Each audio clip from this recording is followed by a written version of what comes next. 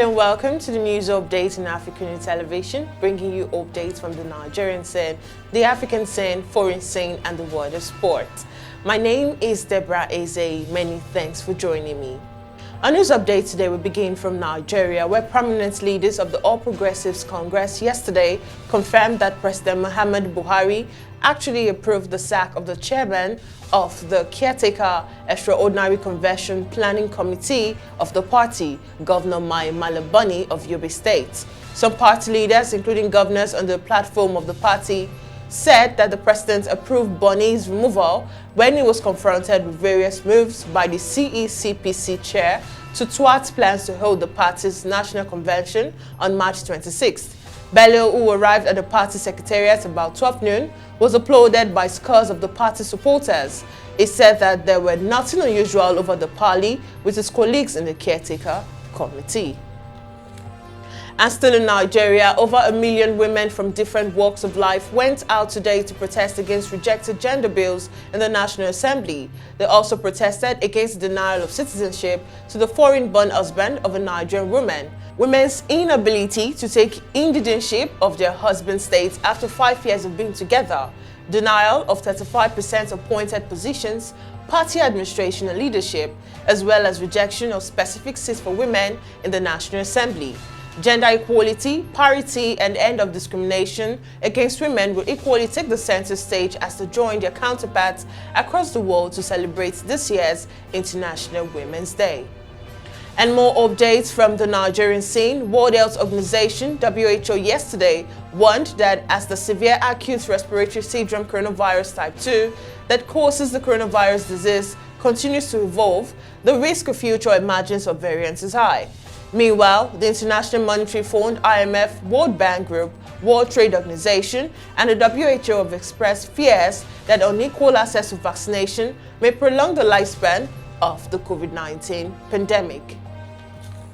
And still on the African scene, a 4-story building collapsed in the night of Sunday to Monday in the City and Grey districts, killing at least 5 and injuring more than 15 people. At least 5 people, including 3 children, have died, with more than 15 others injured after a building collapsed in Abidjan, Ivory Coast.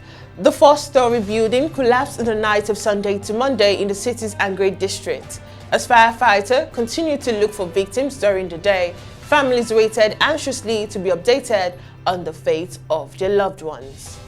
And in Burkina Faso's 25-member government met Monday for the first-time cabinet meeting in 4 days after their appointment. Prime Minister About Ouedraogo, who was appointed on Thursday, formed the 25-member government on Saturday, including 6 women, to lead the country for 3 years before the return to constitutional order.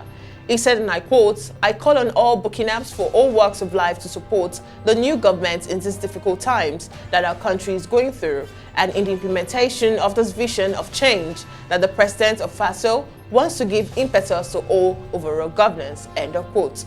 The new transitional government in Burkina Faso pledged to work selflessly to relieve the suffering of the people affected by the jihadist violence that has plagued the country for the past 7 years.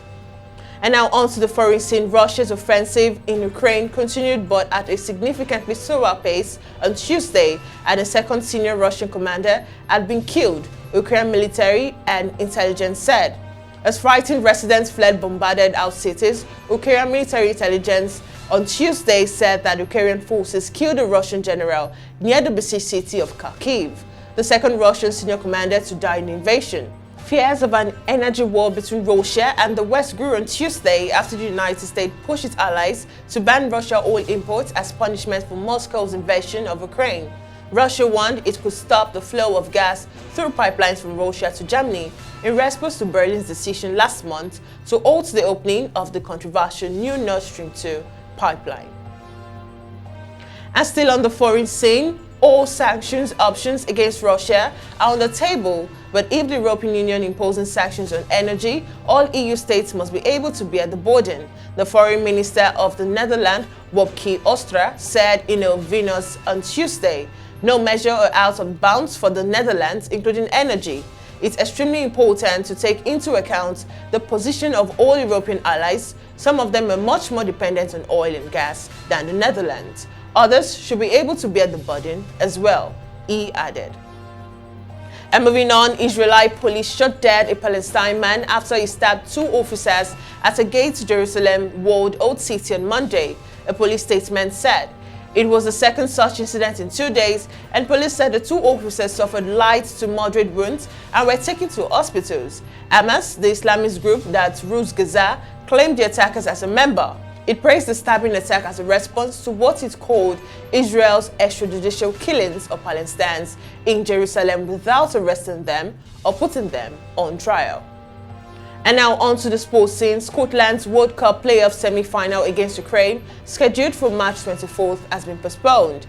FIFA World Football's governing body had a call with the chief executive of the Scotland, Ukraine, Wales and Austria Football Association on Monday, where they were verbally told that the game would be moved to June.